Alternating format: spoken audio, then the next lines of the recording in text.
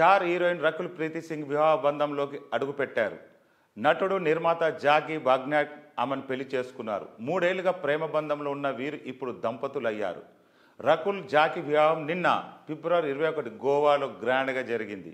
దక్షిణ గోవాలోని ITC grand రిసార్ట్లో Rakul ప్రీతి Singh Jackie వివాహ వేడుక వైభవంగా జరిగింది.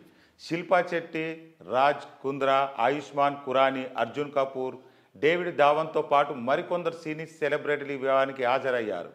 రకుల్ జాకీ కుటుంబాలతో పాటు అత్యంత సన్నిహితులు ఈ వేడుకకు వచ్చారు.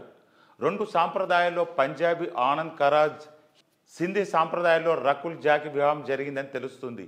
ఇరు సాంప్రదాయాలు ఉట్టిపడేలా ఈ వేడుక జరిగింది. వీరి వివాహానికి సంబంధించిన ఫోటోలు, వీడియోలు బయటకు రావాల్సి ఉంది. వీరి పెళ్లి ఫోటోల కోసం ఫ్యాన్స్ ఆసక్తిగా ఎదురు చూస్తున్నారు.